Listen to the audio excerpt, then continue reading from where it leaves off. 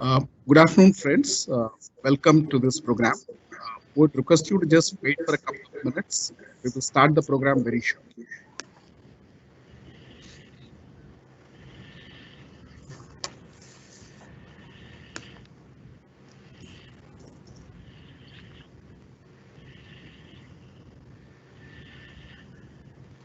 देखो साइन वेस कसं आहे ना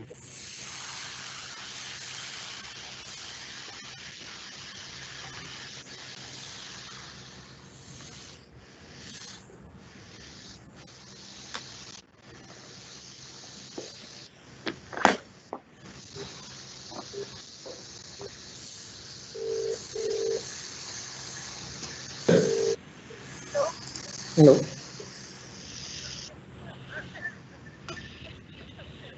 Good evening, Srinivasan sir. Good evening.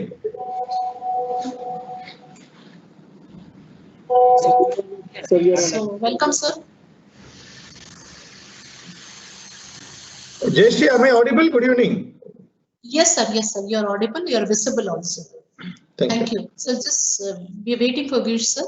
It'll take another couple of minutes. Extremely sorry for all the inconvenience caused to all of you. Let's wait for another 5 minutes. I think sir will join and then we'll start the session.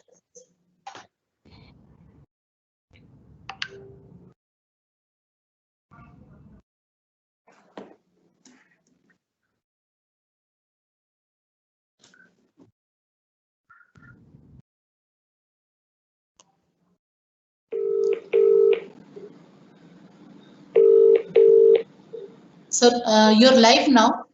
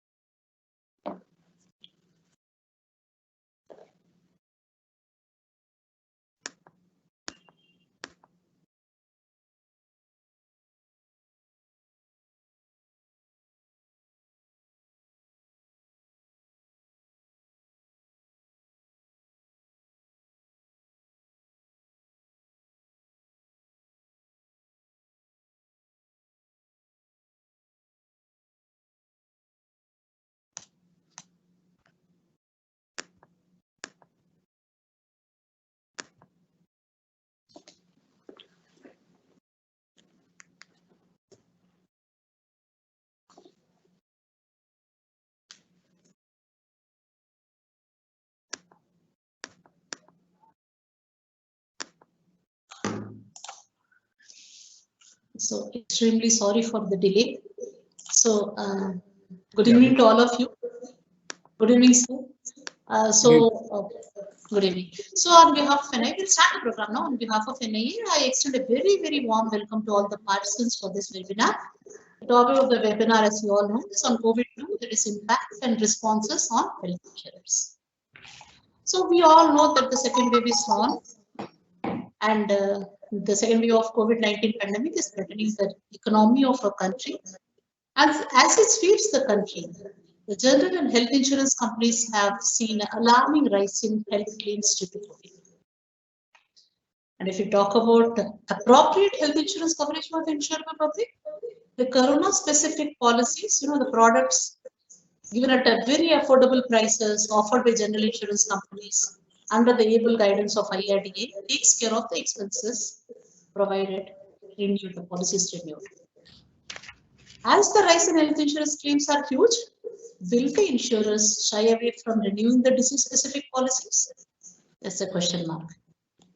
There are two things. One is the state government fixing the rates for various medical items used for COVID treatment. Second thing is with IRDA ruling out the steep hike in premium under health insurance policies in spite of heavy claims.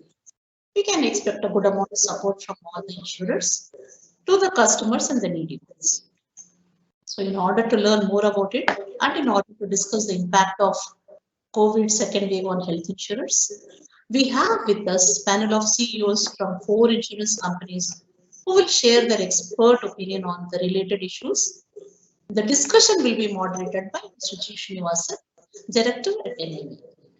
Let me take the pleasure of introducing all the panelists. First is Mr. Girish Radhakrishnan, CMD, United India Insurance Company. Mr. Girish Radhakrishnan had a wide and varied experience in non-life insurance industry in India and abroad for close to 37 years. He began his career in 1983 as a Director Officer in New India Insurance Company and has worked there in various capacities pan-India as underwriter, claims handler, as well as business head of branch offices and division offices. For close to 8 years, he was heading New India's aviation department at head office. And as Deputy General Manager, in addition to the aviation department, he supervised New India's large property vertical, that is also called as Techno Marketing Department, for a period of and he was also the company's Chief Risk Officer. For close to 4.5 years from May 2014 onwards, Mr. Radhakrishnan was New India's Chief Executive in UK, heading the company's oldest and largest foreign operation at the London office. During this time, he led the successful transition of NIA UK into full compliance with the new Solvency II regulatory regime. He is also the director on various boards and a member of Reinsurance Advisory Committee of IRDA. He is also the chairman of the Executive Council of Insurers, which facilitates the institution of the Insurance Ombudsman in the country and the chairman of GIPSA. I welcome you, sir. I take the privilege of introducing Mr. Ritesh Kumar, MD and CEO of HDFC ERGO General Insurance Company. Ritesh sir has over 28 years of experience in the financial service industry across banking and insurance. He is a commerce graduate from Shri Ram College of Commerce, Delhi, and holds an MBA degree from Faculty of Management Studies, FMS Delhi. He started his career in 1992 as a corporate banker. While the insurance sector opened up at the turn of millennium, he moved from banking to the general insurance industry and is doing pretty well. He joined the present company in 2008 and is in his present role. I welcome you, sir. I would like to introduce and welcome Dr. Prakash Subbarayan. Dr. Prakash Subbarayan, a passionate medical doctor who became a managing director of the leading health insurance company for the first time in India. He has close to 2 decades of clinical experience from India and overseas and have more than a decade of experience with health insurance.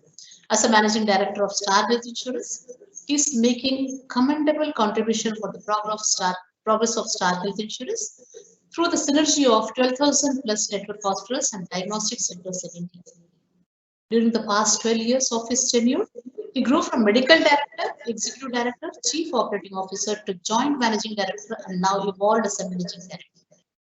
He helps the product innovations in Star Health by introducing exclusive health policies for senior citizens and for people living with cancer, diabetes, cardiac ailments, and autism spectrum disorders. He is also the chief editor of the quarterly in-house health magazine.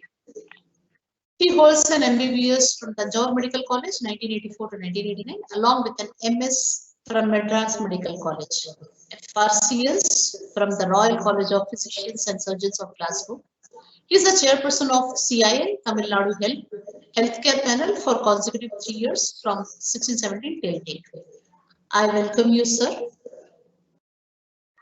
Our last panel is Mr. Mayank Bathwal, Chief Executive Officer at Aditya Birla Health Insurance Company Limited, a joint venture between Aditya Birla Group and MMI Holdings of South Africa. I would like to introduce and welcome you. Sir has been with Aditya Birla Group for 26 plus years and had leadership experience across insurance, financial services, manufacturing, energy, and power.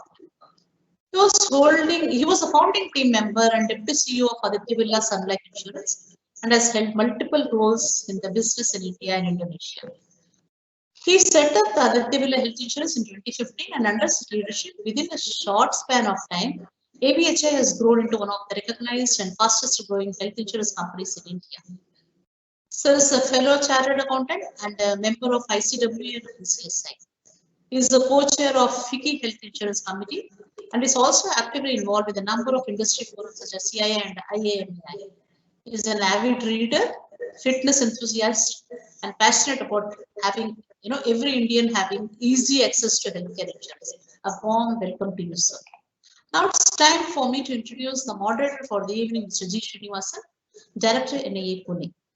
He joined the academy with effect from 11th December 2018, post his retirement from New India Insurance Company. Sir has got more than 38 years of experience in general insurance industry, both in India and abroad. A very known name in the Indian financial sector, he is the longest serving CMD of public sector insurance companies. His last appointment was that of a CMD of the largest Indian insurer, the New India Insurance Company. Prior to that, in 2012, he was the chairman and managing director of United India Insurance Company Limited. Earlier, he has served as MD of the New India Insurance Company Trinidad and Tobago, Port of Spain. In each of his assignments, he has taken these organizations to great heights. He has been conferred with number of national and international awards for his extraordinary achievements. Sir has held chairmanship of various organizations and has been in board of several companies like GIC Mumbai, GIC Housing Finance, Prestige Assurance PLC Lagos, Nigeria, and Agriculture Insurance Company of India Limited. He was also the president of Insurance Institute of India, Mumbai. Sir is a commerce graduate from Madras University and an associate of Institute of Cost and Management Accountants of India, and a fellow of Insurance Institute of India. With this brief introduction of all the panelists and the moderator, I leave the forum to you, sir. Request you to please take it ahead. Thank you very much. Thank you, Jayashree, for introducing the panelists as well as me. Dear friends, good afternoon to every one of you.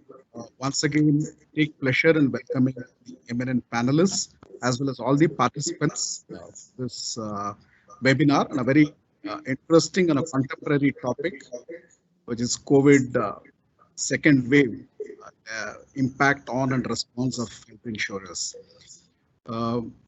First of all, I would like to inform every one of you that National Insurance Academy has been bringing out many such webinars last 1 year for the benefit of the market.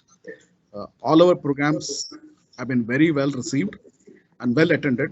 In this program right now, I see about 406 attendees are there, and the number is increasing. Quite happy to see such numbers these days when there are so many webinars going on in this market. I would request the participants to participate by posing your questions in the chat.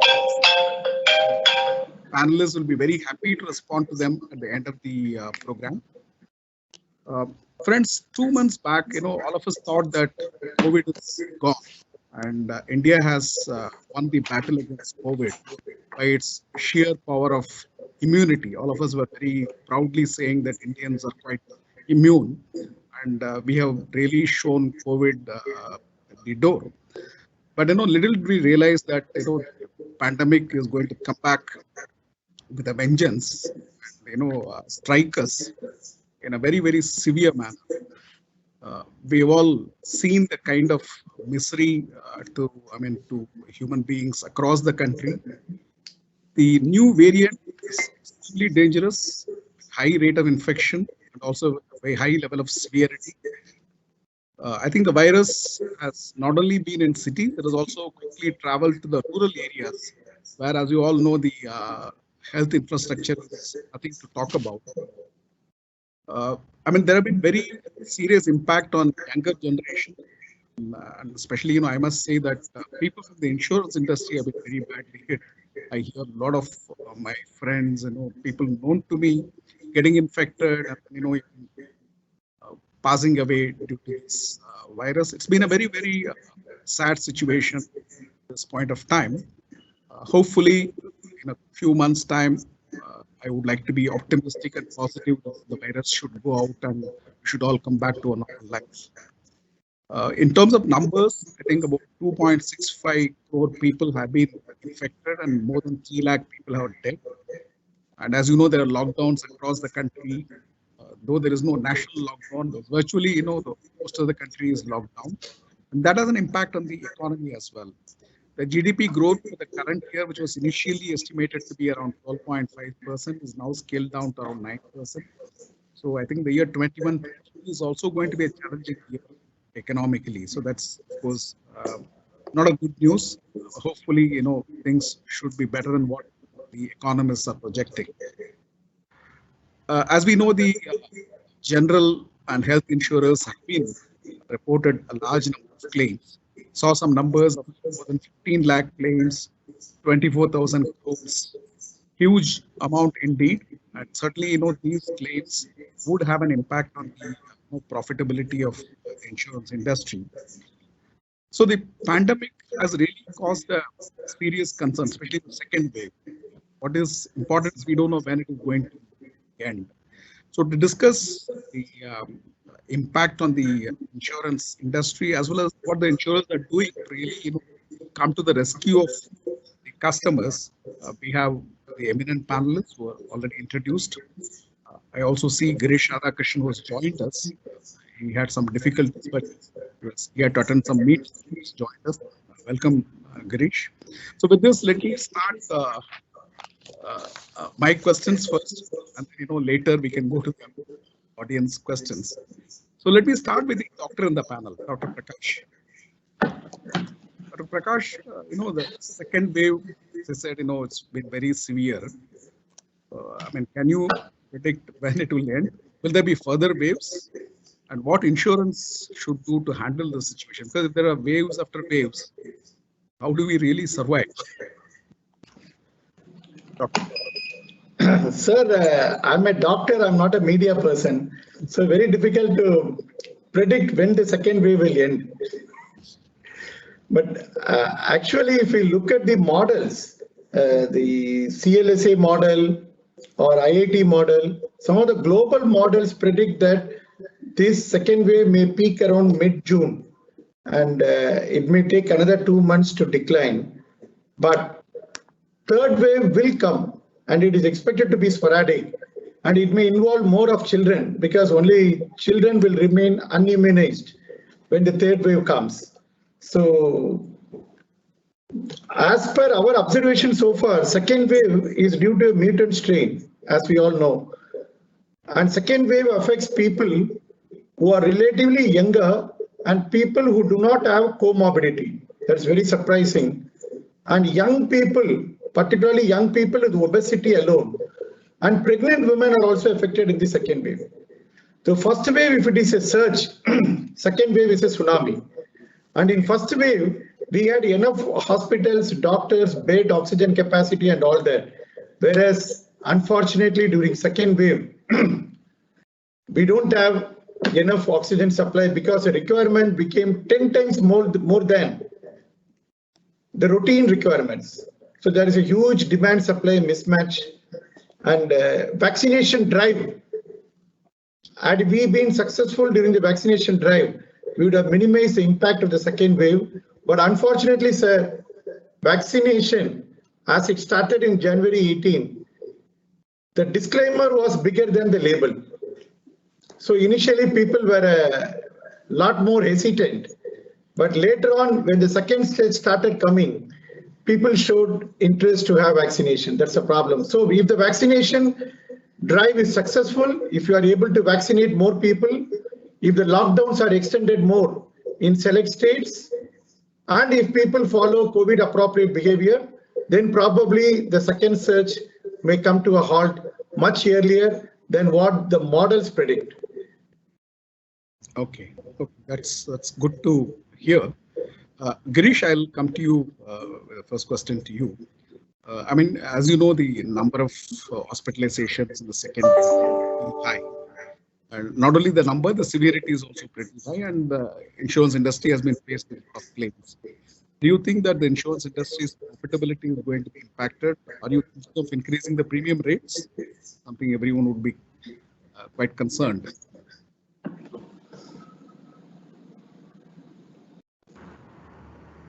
Yeah, good afternoon, sir, and good afternoon, everyone. Am I audible?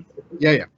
Because I had a bit of trouble logging in, so I'm still not sure whether I got myself connected properly. To come to your question, sir, it is absolutely a no-brainer to, when you consider that the balance sheets of the insurance companies will be impacted. They will be, definitely, because as it stands now, the 2021 financial year, we are speaking for United India, we are going to end up with something like 110% incurred claim ratio in health, where we were actually planning and hoping for a sub 90 incurred claim ratio. This year has also unfortunately started with a bang, and the like Dr. Prakash said a little while ago, there seems to be no let up right now. We are looking at models which predict that the current wave that is going on is probably likely to peak at around mid of June, which means it will slowly taper off in another couple of months after that, and then we have to again think of another so-called third wave. So the prognosis looks very bleak. I would bet that already all the companies who underwrite health insurance are seriously looking at their numbers. And to answer the second part of your question, there would be, I think, a significant impact on the premium rates going forward from here. Yes. Okay. Of course, not a good news for the customer, but anyway, I think that's inevitable.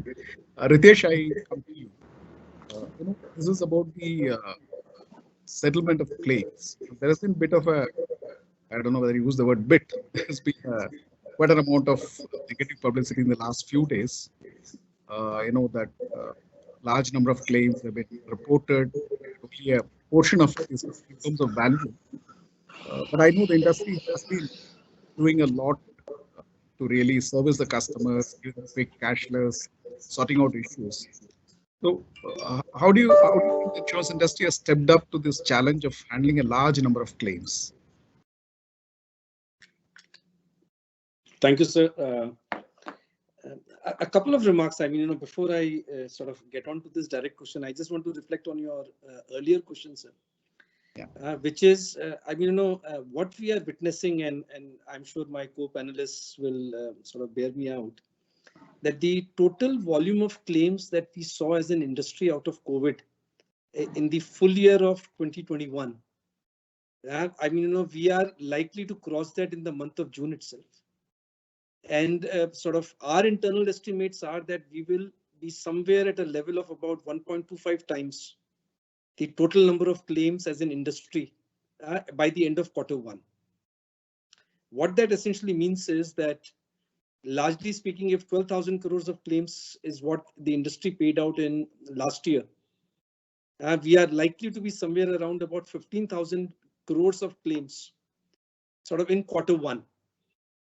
Now, I just want to put this in context to the premium that we sort of do on health insurance per se. As an industry, we did something like about 56,000 crores of premium on health for the entire year, which essentially means that you're earning about 4,500 odd crores of premium a month. So 13,500 for a quarter, against which out of COVID alone, we will be, we would have paid about 15,000 crores. So, this is to the point that, what would happen this year, even last year, would look very, very benign sort of in front of this. So this is, I think, really one comment, which essentially means that there's going to be a pressure of almost about 18,000 crores on the solvency bit. So, and this is what it builds on. And yet, sir, having said all of this, I think the industry has risen to the occasion. In spite of problems being there, and as you rightly mentioned, most of the insurance industries are impacted with people, their own staff getting sort of ill. I mean, we've ourselves seen some deaths in the company. I mean, death among the family members. I mean, we're all part of the larger system. And yet, I think as an insurance fraternity, we've risen to the occasion and we've ensured that, I mean, these claims are sort of settled sort of as speedily as possible. Last year, sort of IRDA wrote to us saying that we need to settle the claims within 2 hours. I mean, given what has been happening with the need for hospital beds being immediately available on discharge, and very, very rightfully so, I think the government and IRDA sort of came back to us saying that this really should happen in 1 hour. And one is sort of happy to state that as an industry, we've risen to that. And I mean, as an industry, we've responded sort of to this requirement, which is a national requirement in terms of sort of settling the claims fast. I think some of these issues regarding the amount of claims being paid and some of this also sort of stems from the fact that there will always be a lag between when a claim arises and when the claims are paid, sir. There is also a lag because, I mean, we as an industry, we cover hospitalization, and therefore typically home quarantine claims are not covered. And that is what, I mean, sometimes speaks in terms of the delta between the number of claims which are settled vis-a-vis the number of claims which are reported. Or for that matter, the number of, I mean, some anomalies or some discussions sort of which have really been arising sort of in terms of the severity of the claims. But one thing that I can, I mean, sort of really feel sort of very, very proud of is that as an industry, I mean, the entire industry has risen to the occasion, and I mean, the claims have been, it's not been easy to go out and pay claims in 1 hour, sir. I mean, I can sort of speak on behalf of all the colleagues here, but this is something that all of us have tried very, very hard to do. Right. Thank you, Ritesh. Mayank, I come to you. This is a period, where something unusual has been happening in the country. People are not able to get beds, not able to get ICU beds, running for oxygen I've never seen in my life. So I think this pandemic has really exposed the vulnerability of the Indian healthcare sector. I mean, I'm talking of cities, capital of this country. So do you think that, what needs to be done? How do we really overcome this? It's a broader question. How do we overcome this issue of healthcare infrastructure in our country? Yeah, thank you, sir, and thank you for this opportunity, Vayan. I guess, sir, we'll have to look at this, from two lenses. One is the challenge that we are facing today, infrastructure on its own is because of a unique issue that we are facing. So one cannot necessarily say that we should, no country could have been prepared for this kind of I would say, the demand that has suddenly come on the infrastructure, whether it is beds or oxygen or any other related facility, right? I think this is, you can't create a supply or a capacity for this kind of a one time. Hopefully, I'm hoping that this will not be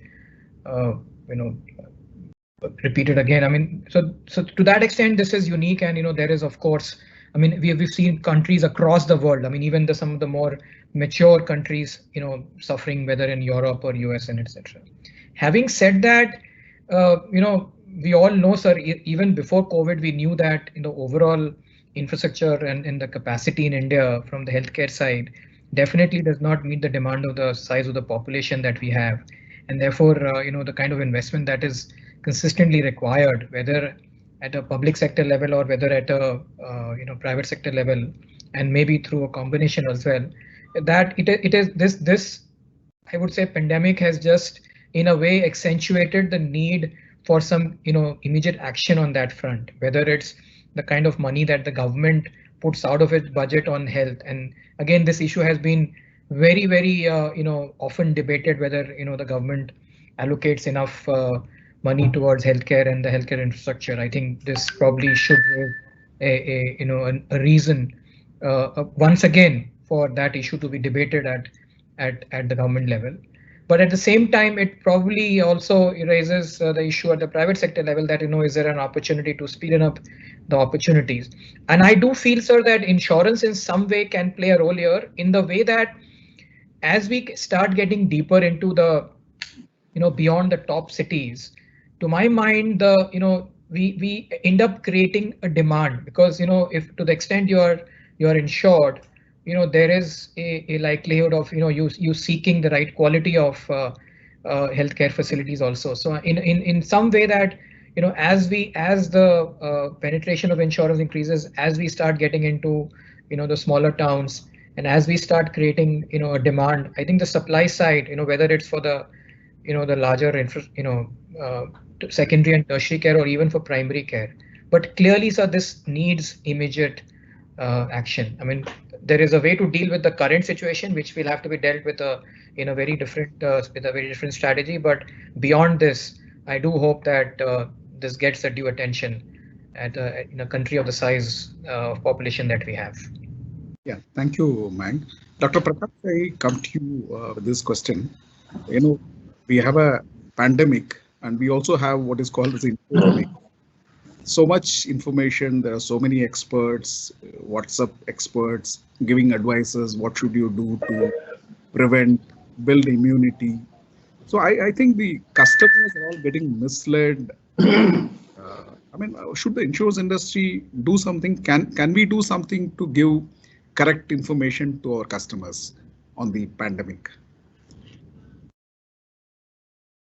Yes, sir. The misinfodemics that is circulating, people should refrain from forwarding such messages, and they should also avoid unsolicited advices from their near and dear ones. It is time for us to listen only to experts, and unfortunately, today even the experts are not 100% clear of how to manage the disease. So initially, if we look back, we thought malaria drug is going to do a miracle, and every doctor took. I'm not talking about the customer, common man. Every doctor took HCQS tablets. They thought it is going to be prophylactic, but proved to be otherwise. Then they said India has a very hot weather, and most of us have BCG vaccine. We have our own immunity. We are exposed to a lot of microbes, but nothing proved to be right. And the antiviral, which was initially given for HIV, they said it's going to work for COVID-19, but that was also proved to be wrong. Then finally, a lot of patients at the verge of a cytokine storm, they have been asked to bring in convalescent plasma, and people do not know where to collect this plasma. Ideally, somebody who gets cured from the infection, 42 days after that, they can go in for a convalescent plasma. That too, they can donate only if they know that they have enough number of neutralizing antibody. If they don't have enough neutralizing antibody, there is no use in donating that plasma. And if that plasma is given to a patient who is in a replication phase, maybe the first 7 days, it can be of some benefit, but not at the time of a critical state where there is a cytokine storm and already is very critical. So they do not know when to collect convalescent plasma and what is the right time to give. And finally, WHO came and said that convalescent plasma has got no role. Now the same thing with remdesivir.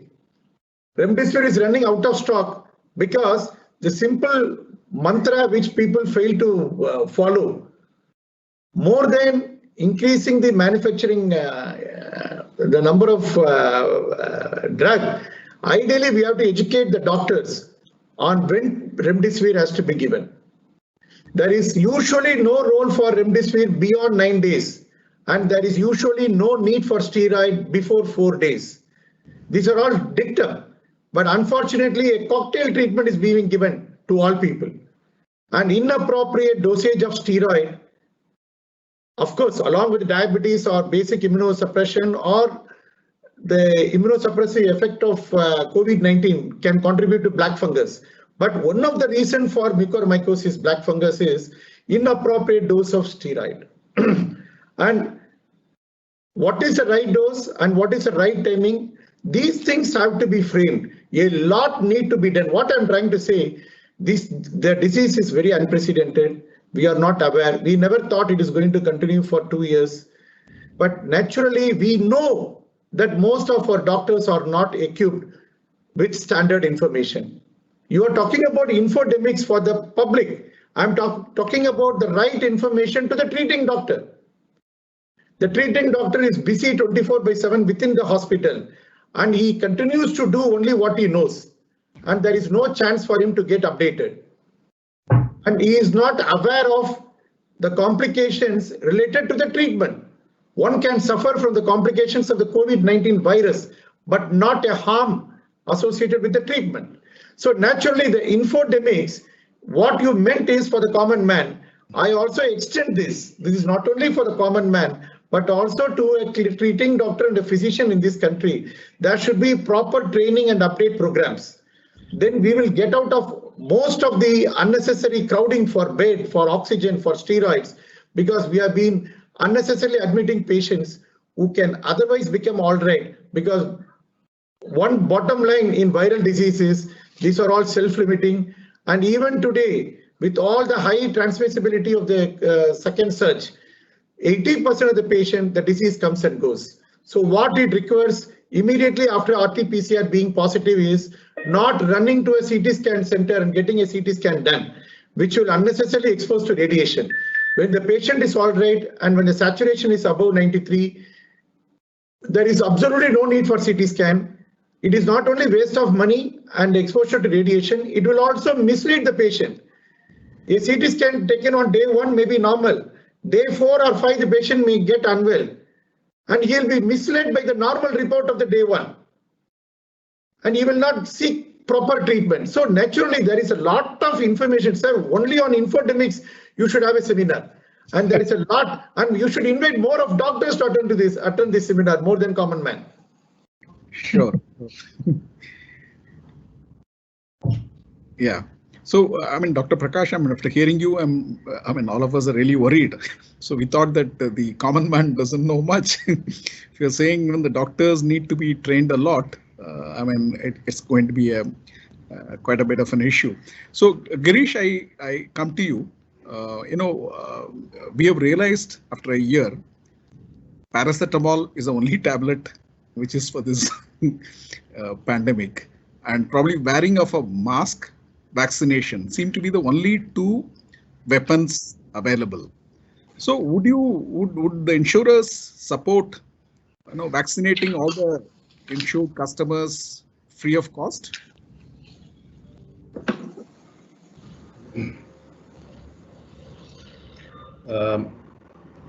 As a prudent insurer, sir, I would say yes. We ought to, because it makes good sense. An insurer who has a significant number of health insurance buyers on his books would do well to invest a little money in his risk improvement. I would look at it simply that way.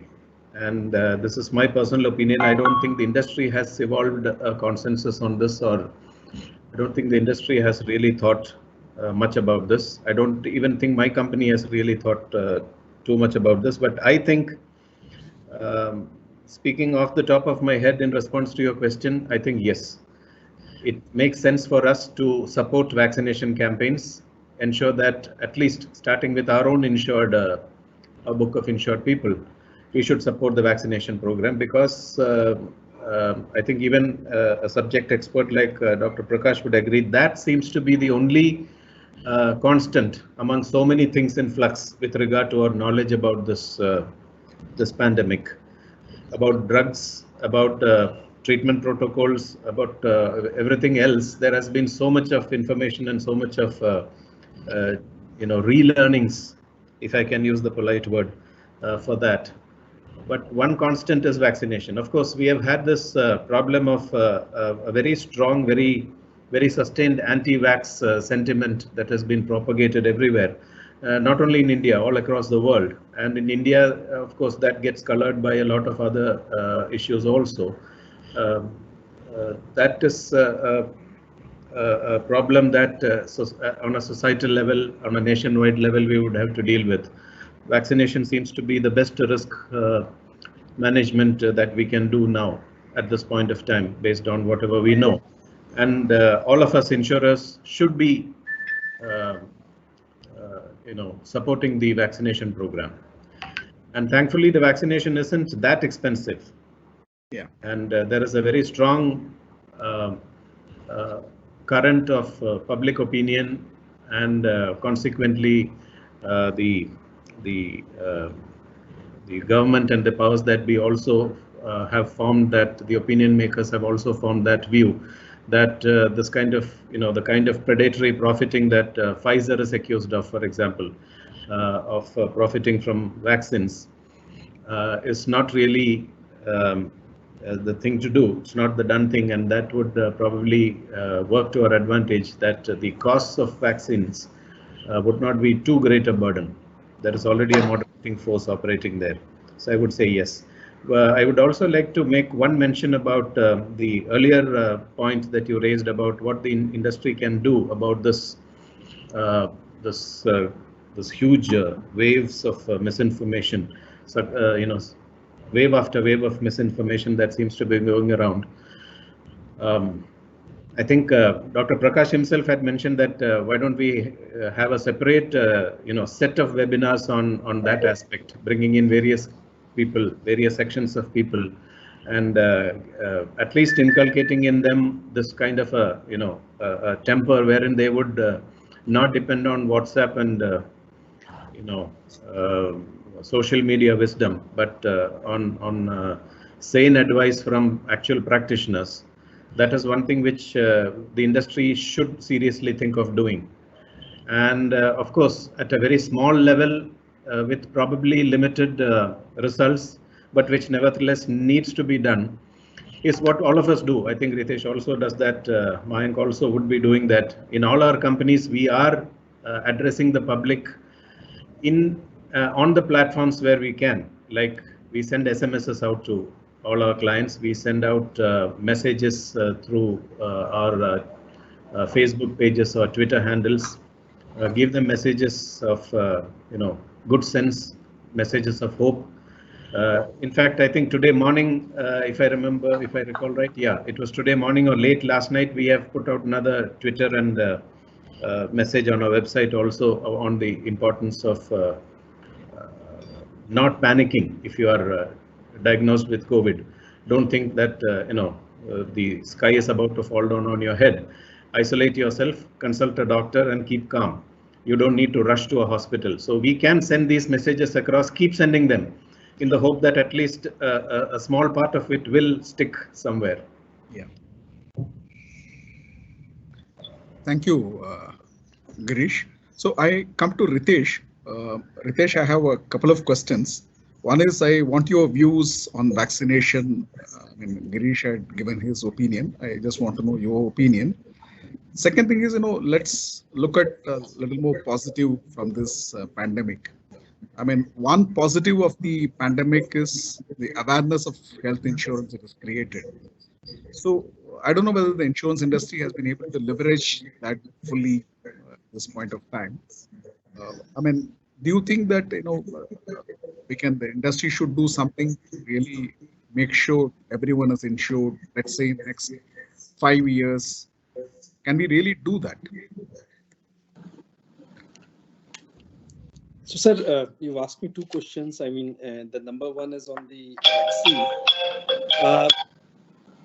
I'm not sure whether you know, sir, that we actually went out and said that all our senior citizens and our policyholders in our retail policies, we will actually reimburse the cost of vaccination.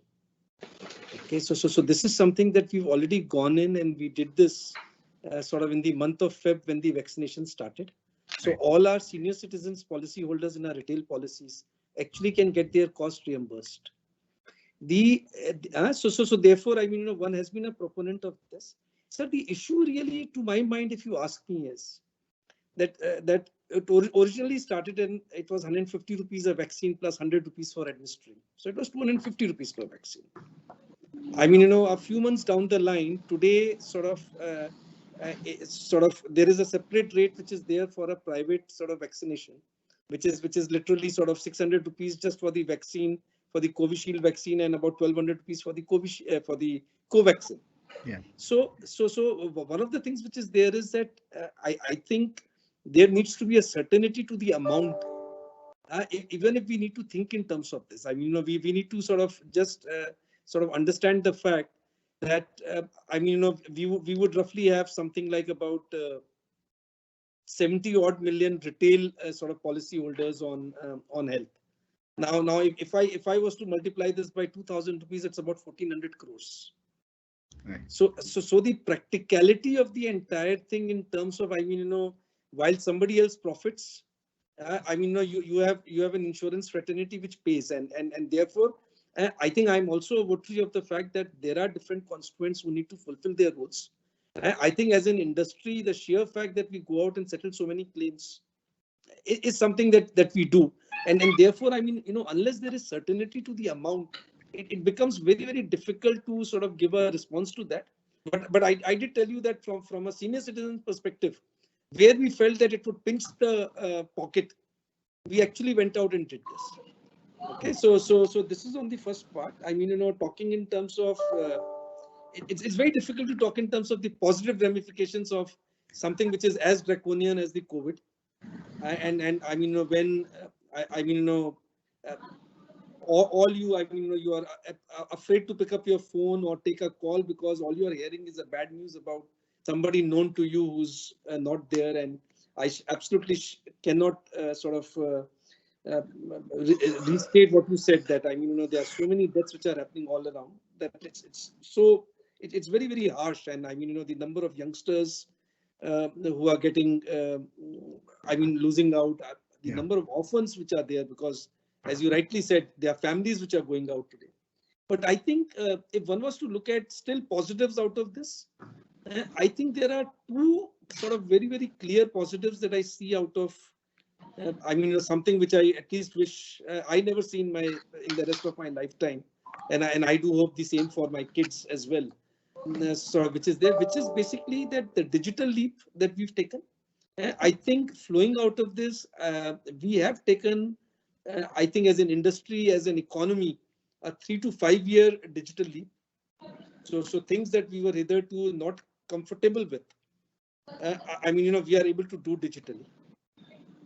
I'm also referring to, say, simple things like teleclinic. I mean, we all know that healthcare infrastructure is, I mean, leaves much to be desired in rural India. I mean, we started with a teleclinic initiative in June last year.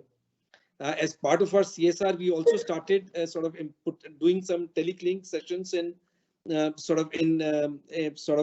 have a Gaon Mera, a CSR initiative called Gaon Mera, wherein we go and build school buildings sort of in rural areas. And wherever we've gone in and built school buildings, we've done 9 of these. We've also created 2 days of teleclinic camps of 1 hour each. I mean, twice a week. Which is there. So I think the teleclinic initiative, wherein we were seeing, I mean, 2,000 people logging in every month last year. I mean, just to give you a number, in the first 20 days of May, we've seen 7,000 people log in. I mean, and so I think the digital leap clearly is one, sir. The other, which is, I mean, more to do with the topic sort of that we are discussing today, is that I think health insurance, from being a push product, has actually very, very quickly over the last 1 year become a pull product. I mean, people are realizing that this is a very, very necessary risk mitigation tool that all of us should have in our portfolio. I mean, so that is clearly something that we've seen. We've seen almost a 30% growth sort of as an industry last year on sort of specifically on the retail health insurance. I mean, my impression is that this is something which is likely to continue as we move forward. And I mean, whether we are able to ensure that, I mean, we still talk in terms of the missing middle, wherein there are about 500 million people who do not have a health insurance policy. So whether we are able to bridge this gap in the next 5 years, but definitely something which is there is that we will have significantly crossed this journey. And then I think, I mean, from a stage wherein I mean, we would need to push people to buy. Very, very clearly, there is a positive. I mean, there is the reverse flow which has started. Yeah, thank you, Ritesh. Mayank, I come to you. This is a kind of a question which is following on what Ritesh was responding. There is a lot of interest on health insurance. Same time, there were reports. I mean, again, talking of a little bit of negative publicity in the papers, saying that insurers have become very, their underwriting standards, procedures have become very tight. There's a little bit of reluctance, maybe because COVID is around. I mean, what is your view on this? Have the insurers tightened their underwriting processes? Sir, I can. Thank you for the question, sir. Sir, I can talk about what we are doing at our company. I'm not sure I can share feedback on the others. And for us, the growth has continued. I mean, of course, we will not like the growth, as Ritesh said, for reason of COVID. But I think just the sheer fact that the awareness has increased so much that the growth trajectory continued through even the second wave, and April included, which was close to 50%. Retail grew at about 65-66%. So one thing is that we are continuing to write business at a reasonably large volume, and we are not, we have not tightened the underwriting norms. I mean, that's a generic answer to your question, in terms. So there's no general tightening across different. We continue to write across agency, different banks, and all other channels. All kind of products are being sold. What in one or two areas one has done, sir, is that we did observe that there were elements of frauds and waste and abuse in certain pockets more than the other parts of the either ecosystem, in terms of geography or channels. So there, of course, we were more vigilant in terms of trying to make sure that we don't allow wrong selection to happen. So because in insurance, as you know, in health insurance, we just have the ability to underwrite once in the lifetime of the policy. Once the once we have underwritten, after that it's a lifelong guaranteed renewability, so we have to ensure that we are selecting right. And whilst we like to cover more and more, in fact today we cover in excess of 13 million customers already, just even though we are relatively young organization, youngest health insurance in the country today. So so we have to protect that. And the second one was that, sir, there were for some a product like Corona was priced on a certain assumptions, and so we did look at wherever there were some challenges. But having said that, we saw a large volume of sale for that product even in the month of April, and we have seen that in the month of May as well. So we continue to sell that because I think it is required for the current situation for first-time buyers or people who want to kind of buy up from their current coverages. So these were selective areas that we were careful just to make sure that we were selecting right, and because we don't want to end up in a situation where we are, we don't want to do underwriting at the stage of claims, sir. We are very clear. We want to do underwriting at the stage of sales. That's what is important. Once a customer has bought, then they must have a comfort that their claim will be paid, and I think that's what is important as insurers that we do. Thank you, Mike. Here, Doctor, I come to you with this question. I mean, this we have spoken about in the past as well. The issue of how do we really control the healthcare cost. One of the challenges India faces is healthcare cost is increasing, medical inflation is high, and we have always been talking about, can all the insurers come together, negotiate rates. The public sector insurers did a decade back. I mean, it has not happened yet. Insurers are finding it difficult to come together. So, but it's a good idea. So what would you suggest? How do we do this? I think that seems to be the only way we can really control the healthcare cost.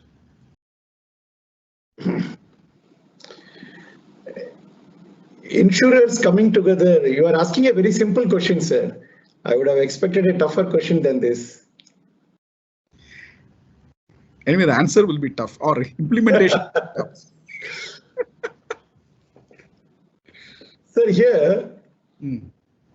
insurers should come together, should stay united, because there's a small bunch of people comparing the 80,000 plus hospitals in India, less than 35 plus people who underwrite health insurance business. So naturally, this problem of creating a synergy between payer and provider can happen only if insurers stand united. There is always an umbilical cord relation between payer and provider. But still, globally, there is no place where we have a smooth relation between payer and provider. There are always expectations, more expectations. But this is very difficult to address. At one end, there are some issues with insurance companies also. We promote a lot of information asymmetry. We make our products very complex. It is not understandable, leave alone the common man. Leave alone the common man, even to a person who is associated in the insurance sector, it is very difficult for him to choose the right health insurance product. To that extent, there are a lot of complexity. So naturally, we design the product, but hospitals are delivering the services and they do not understand the nuances. So all these things are widening the gap. And in this context, we are spending more time, money, energies on acquisition and fraud detection, fraud mitigation, than on paying for the policyholder. So there is on the other side of hospitals, there are a lot of hospitals which save people who are doing a very wonderful job and who are following evidence-based and value-based medicine. So we have to salute them, but at the same time, there are fraudsters, people who fudge documents, who bundle procedures, who abuse drugs, and who have unjustified admission in ICUs and wards. So the two things exist between payer and provider. All these differences have to be ironed out, and we should work on a regulation. For example, for insurers, there is a regulator, but for hospitals, there is only one regulation. That is self-regulation. If they don't have self-regulation, then nothing else for them. So hospitals should follow a common clinical pathway, and this common clinical pathway, insurers should stand united. They should start with some specific specialties and allow hospitals to follow the common clinical pathway, a common type of documents for submission, and digitization of the approval mechanism. Some interest for the hospitals to technology enabled interest, which can make the hospitals to work more close and confidently with insurance companies. We have to create all these things. Then we can look at standardization of cost. Standardization of cost is possible. We have to take baby steps. It may appear like a Herculean task, but it is required and it is going to happen. And without that, the growth that we envisage in the health insurance sector will not make sense unless we standardize cost, because regulator is not going to allow us to increase the pricing just like that. So the only weapon in front of us is to achieve this standardization. This is common. This is possible, sir. Number one, we should stand united. Number two, we should identify and promote hospitals that are honest and punish those which are dishonest. This we can do together. And for standardization, we have to identify a particular specialty and then start from there. Every specialty, we should make hospitals follow a common clinical pathway, maintain a registry, and then fix a cost, and slowly move from paying for claims to paying for outcome. When the hospitals come to know that we are closely monitoring the outcome, their care and their whatever ethics they are trying to follow, it's going to benefit not only insurance patient, it can create a reform in the healthcare sector as a whole and benefit all citizens in this country. So, see, I mean, nice to hear that. But what I'm saying is, even in this COVID claims, there have been a lot of reports like, the hospitals are not following the rates fixed by the government.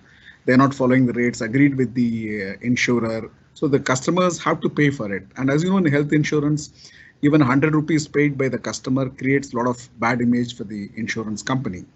So should you not think that this move to standardize and regulate the treatment protocols, investigation protocols should happen faster. You are absolutely right, sir. It should start with COVID-19. If you are looking at standardization of cost, you are absolutely right. This is the context, and it should start with COVID-19. We have to categorize hospitals, and based on the category of hospital, we have to fix the price. Right. And maybe NIA can take this as a project, and we can closely work on this project. Your people can take it as a thesis. On a war footing fashion, we can take some efforts towards starting this. Then we can slowly scale up. Thank you, Doctor. Girish, I come to you. There's a question which some people ask me.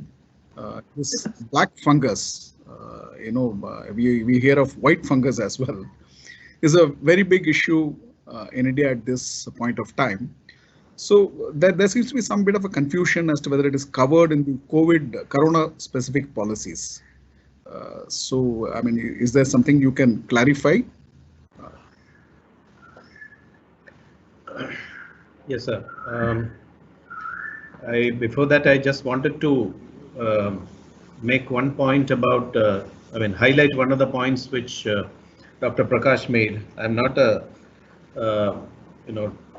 health expert, but from an informed layman's point of view, the point he made about the absence of a regulator for the hospital sector, I think is what is the most serious problem that is connected to the question that you raised about the impact of healthcare costs.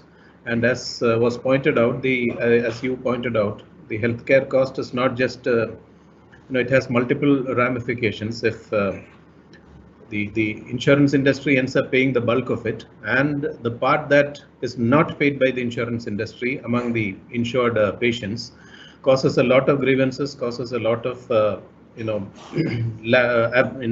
erosion of goodwill of the insurance industry. So as it was pointed out, this is the right time to start work on that. COVID-19 is the right time to start work on having a hospital regulator.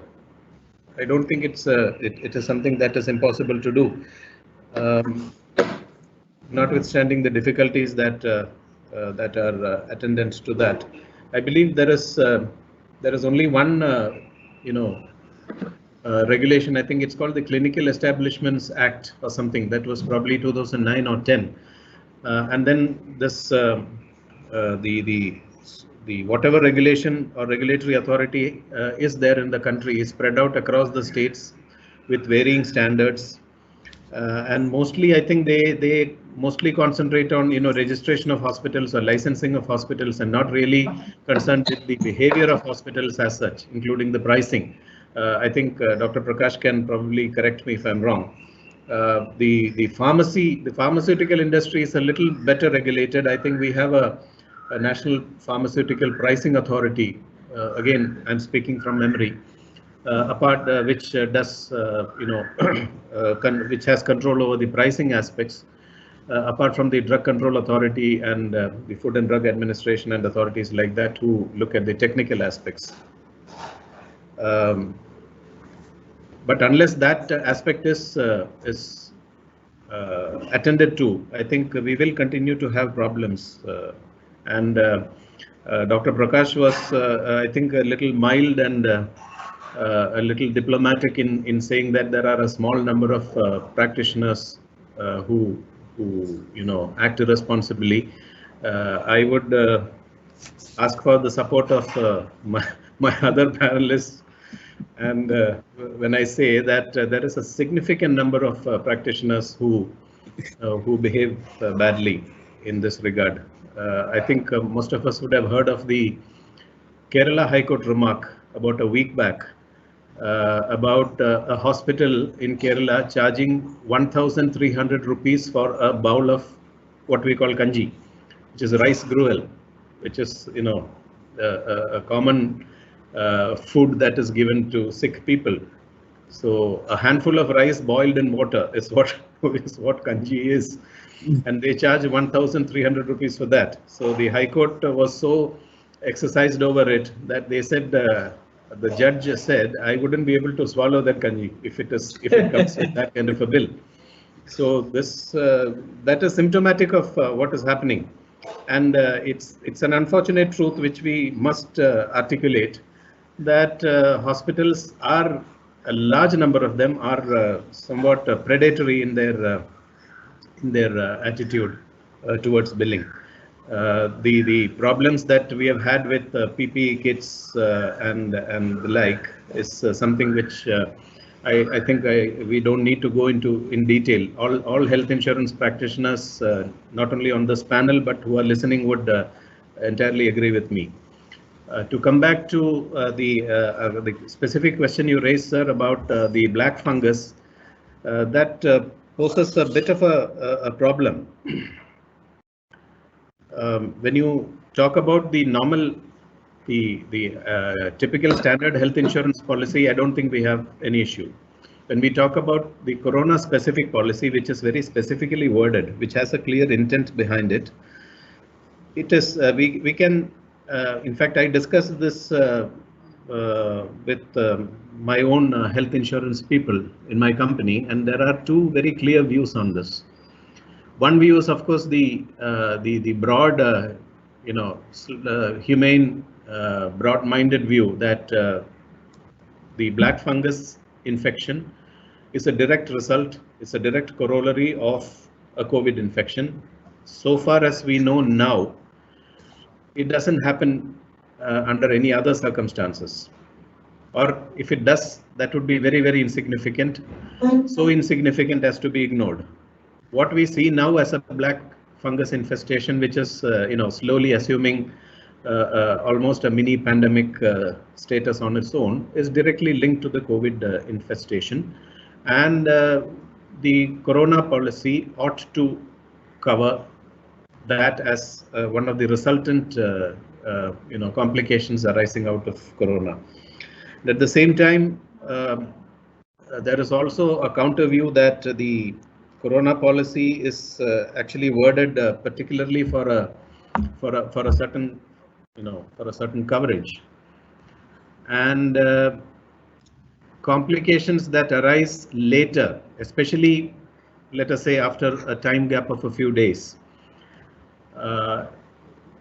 should be viewed in a different light. If we were to consider black fungus infection claims also, would we not have to consider, say, a cardiac problem or a pulmonary problem, a lung problem, or something like that, which could also arise out of a corona infection? After the patient has been discharged and after he has been sent home, he comes up again with this infection. Would you pay a claim that that arises out of treatment expenses of heart disease also arising out of that? So that is the question, and the black fungus is a completely different pathogen. This is what the proponent of the no argument told me. And it is not actually meant to be, that kind of an infection is not meant to be covered under the corona specific policy. So that is, it's a very difficult question. And this is something which all of us have to sit and think about and then take a call. And the standard corona cover, the wording has generally come out of the regulator. So maybe the IRDA themselves would have a view on that, and we would have to plug into their wisdom also as to whether this was the intent of the cover. Okay, yeah. Thank you, Girish. Hopefully the regulator, the industry takes a view on this, because the number of black fungus cases are on the increase. Ritesh, I come to you. There are two questions I wanted to ask you. I think that time, we're also running short of time. One is on the digital distribution in health. You spoke about digital in a different way some time back. Somehow we all thought that digital direct distribution in health will happen in a big way, but that has not happened. So I don't know, what do you see as the future? The other one is innovation in health insurance, like products where the customers are completely happy, no grievances, or the process becomes very simple, which means standardization, which Dr. Prakash also spoke about. So I know the industry has been doing a few things to make this happen, to make the product customer friendly and also the process customer friendly. Where are we now? I know you have been actively involved in these things. So before I come to the two questions, I mean, I just want to echo what Girish was saying. Yeah. That I do agree that today I think there is a gap which between the provider and the payer, and I think it's very important that we go out and bridge this sort of gap which is there. And if I just pick up, I mean, since you asked me something related to digital, let me sort of look at this in slightly in a different context. I mean, when the regulator came in and said that you need to sort of go out and pay claims or sort of in 1 hour, what we saw was that the claims which were coming through the portal, we were actually able to easily address that in 1 hour. But the ones which were coming through other means sort of was taking more time. So, I mean, this just goes on to say that I think along with some of the things that Dr. Prakash suggested earlier, I think there is also one of the things that needs to be sort of also kept on the agenda is, I mean, a standardization of protocols and standardization of, I mean, data sort of protocols, but also a data exchange. I mean, where data comes seamlessly from the sort of from the providers to the payers, because that will take care of a lot of wastage which today sort of happens of time which happens during the transmission of this data and then the transmission back. So that was one. I mean, on digital distribution, I think clearly one of the things that we are seeing that at a larger level, digital distribution is something which is on the increase. And as I mean, more and more youngsters, I mean, roughly about 2 crore youngsters get into a buying age every year. Now, these are youngsters who understand technology much better than, I mean, at least some of us on the panel here. And therefore, this is something which will gradually sort of lead to an increase in the penetration. The numbers, I mean, that we know today is that roughly 3% of the insurance industry premiums today, of the GI general insurance industry premiums, actually coming through the online mediums, whether it is online direct, whether it is the web aggregators. I mean, between the two. I mean, for us as a company, about 7% of our premiums come through as the online sort of modes. But this is something which is very clear that the rate of growth that we will see on online will be much faster than any of the other areas. And therefore, I mean, it's only a matter of time that this percentage would be far higher. I mean, right. This is clearly something which we see sort of happening. Also, when a person comes in and buys digitally, a lot of the confusions which are also there, sort of also are to that extent slightly is also taken care of in some mode.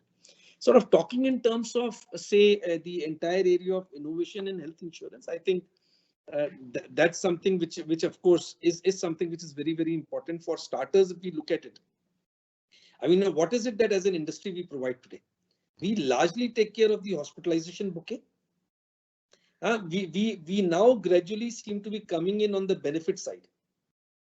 I mean, with the critical illness covers which are there. I mean, and when I say we, I'm talking of at an industry level.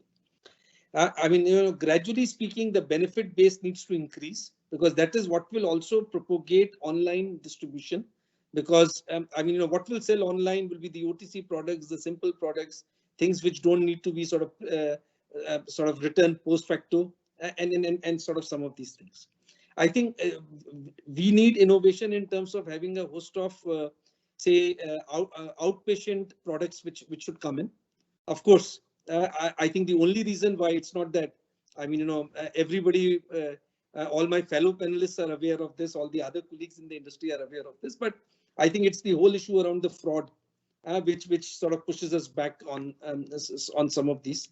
But I think gradually, as we sort of progress, we will see a lot of outpatient cover, because that itself will be multiple times the hospitalization sort of kitty which is there. I think the other innovation which needs to happen, and which is gradually happening, but to my mind, will further, is also in terms of moving on to the EMI platforms.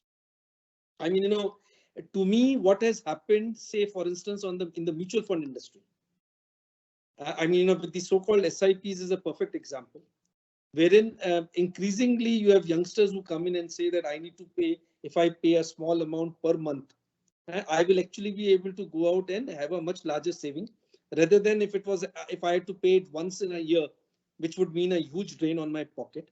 So I think a product like health, I mean, would actually also see a much greater penetration if the EMI platform sort of was to develop for this. And gradually, I mean, it is my understanding, and or I mean, at least when I sort of look at the future, I think that this is the other thing, sir, which will sort of move to the next level. So we will see more products. We will see products move towards the diagnostics and the OPD. And we will see some of these changes which sort of which would be there sort of around the EMI platform.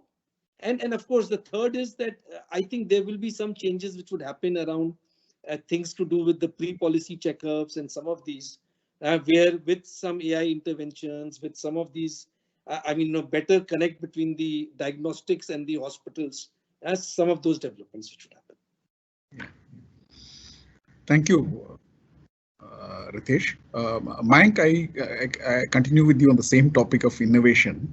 There's one idea which the Indian market has been talking about, with the health savings product. It is that concept, though everyone agreed, hasn't really happened because it required regulatory permission and investment concept coming in. Do you think the time has come because OPD and wellness, non-hospitalization expenses, I think the customers today are looking for policies? Sir, I think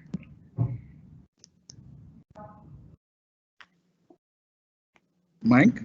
Yeah, I was waiting for the live to come, sir. Yeah. Sir, I think yes, Ritesh also spoke about OPD as a very large opportunity, because as we know, close to about 50% of the healthcare expenditure is in the space of OPD. The fact that it is not covered, that itself is one reason why the category has to look at it very strongly, because if the whole idea of health insurance industry is to fund healthcare cost, and if your products are not catering to 50%, it is required. But the second one, is, sir, that if we are finally getting into a lifelong relationship with the customer, because the regulatory framework today gives a lifelong renewable guarantee, you have to make sure that you are dealing with the customer in a way that you're building a sustainable relationship. Otherwise, you will get into this whole treadmill of wanting to get new business again and again to be able to take care of your in-force book, which starts becoming more economically more difficult to manage as the customer ages and the propensity of claims increase, right? So in that sense, what OPD does for an insurer, sir, is actually the whole area of understanding the customer better, or also gatekeeping, because then what is exactly happening in the life of the consumer around the whole theme of health, and therefore are the interventions happening at the right time, rather than waiting for the hospitalization claim to come and then do something about it. So that's not a way to build a sustainable business, sir. Now, coming to why OPD is not really working, sir, I have, it's a long topic in itself, but in the interest of time, I'll give a short, view of mine. Sir, I think that apart from the issues of frauds, etc., that Ritesh said, and how do you build the network, OPD has an element of discretion for the customer. It's not a pure play in what you call probability game, the way insurance works, right? There is an element of OPD where you are actually enabling the whole process rather than funding necessarily. And therefore, the current methodology of building in some OPD benefits into the insurance products is actually suboptimal, because what you're doing is that you are bundling some benefit within the product, then you are there's a full distribution cost around it, there's a full 18% GST around it.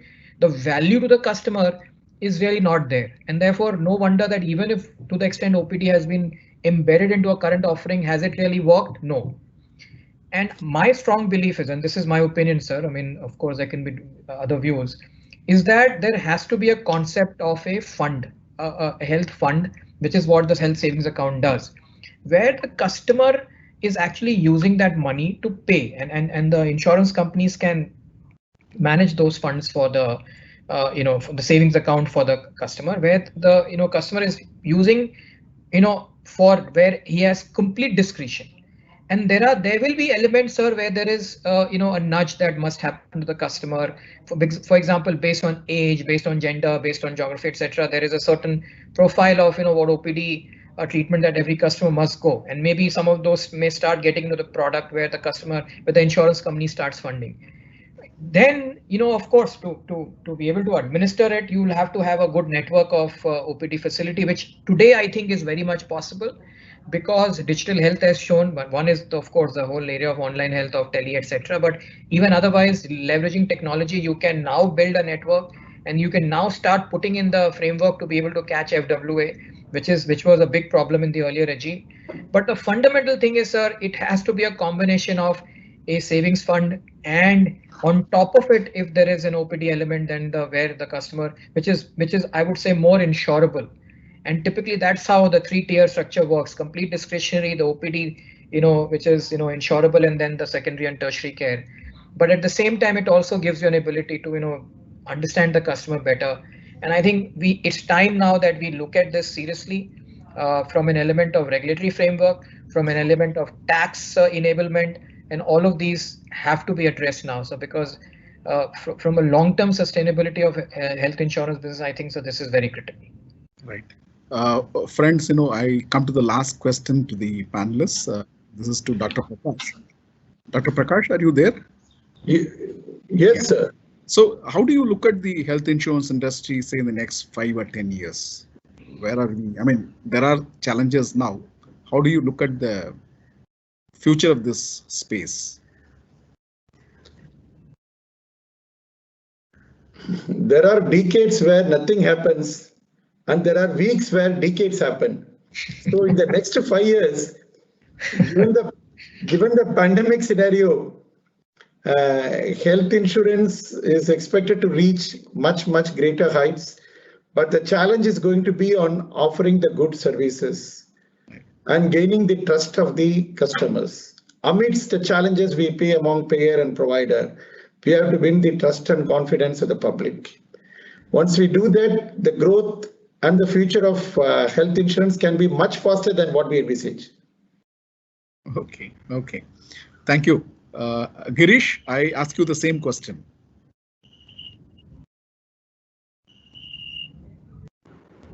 To be frank, sir, I don't really, make predictions of the sort. Like I recall Dr. Prakash saying right at the beginning of this webinar that we are not media persons to be so prescient as to to see into the future. But I would venture to think that there would be a movement towards a more managed healthcare kind of an architecture like you have in the US, where insurance companies would get involved much more than what they currently even think of in managing the healthcare in cooperation with hospitals, in cooperation with specialists, in cooperation with pharma companies. I think that is quite likely to happen in the near future. That is, of course, managed healthcare is something that's pretty controversial in places like the US, where it is most widely practiced. There are very strong proponents for it, and there are very strong opponents also for it. So it would be very interesting to see how it develops in India. But I think that is the way things are headed. Right. Okay. Ritesh, I come to you. I either you can answer the same question or I give you an option. I know retail health insurance is very strongly regulated in our country. I mean, there are reasons for it. Do you think that it's time the regulator gives more freedom to the insurance companies to work in this space? I'm talking of retail health insurance. You can answer the questions. So I will try and answer both the questions, sir. Yeah. I mean, at the risk, I do appreciate what Girish is saying, and therefore I need to be extremely careful in what I go out and say. But sir, I do sort of hold the view, and this is purely basis looking at the rear view mirror, that health would in the sort of over the next 3 years emerge as the single largest line of sort of business within the GI space. I mean, right now ANH is 32%, motor is 35%, but it is my belief that by 2024 I mean, health will overtake. So I will leave the first part really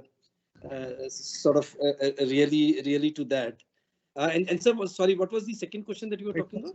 Retail health space is very Yes, sir. strictly regulated. Should it be now gradually opened up? Sir, I do believe that I think there is a case for retail health space to sort of we should start looking in terms of how we should open it up. I think the way I would envisage, it's a very sensitive topic. It involves millions of policyholders. It involves a very sensitive subject to do with the health of an insured and money that he needs at the weakest time that he or she probably is at.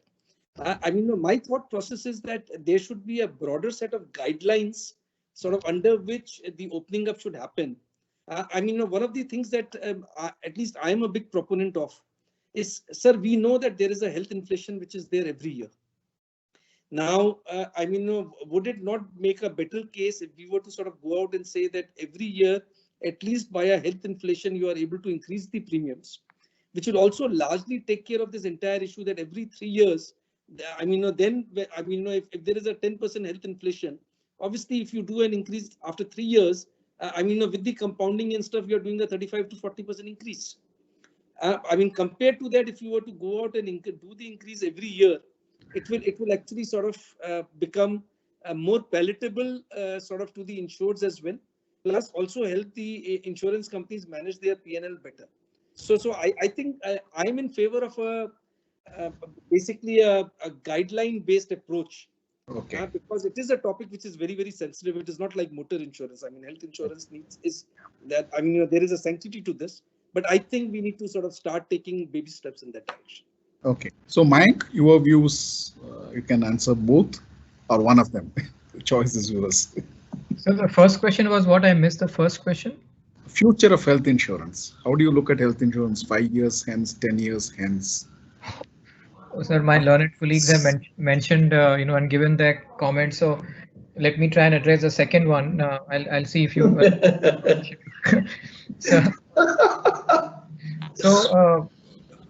Sir, on the retail, product side, I have, there are two areas that, basically regulatory frameworks, work, right? One is the benefit structure. So therefore the design of the product, what is allowed, what's not allowed. And the second one is, about the pricing. So I think on pricing, I would agree with what Ritesh said, that I think it is much better that, we actually have a age-based first and also the, inflation based on how market is actually responding. And so this whole thing of affordability versus what's the value in the product has to be addressed. Because I think sometimes we confuse that is the product expensive or is the product value being actually seen by the customer? And I think sometimes, people don't understand that and therefore the product, is perceived as an expensive. I don't think so. The product is expensive.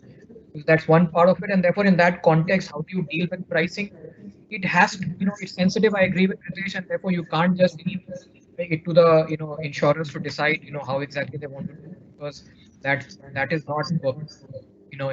One is we are a part of a regulatory framework. Second is, it's a sensitive subject. So I agree that guidelines will help, and I do feel that we should move to age-based and with some inflation allowance. And also this band-based things that I personally feel is actually creates even more problems from a consumer perspective, because then the sudden increase that happens, and then a lot of dissonance happens without the customer necessarily understanding what exactly is the issue.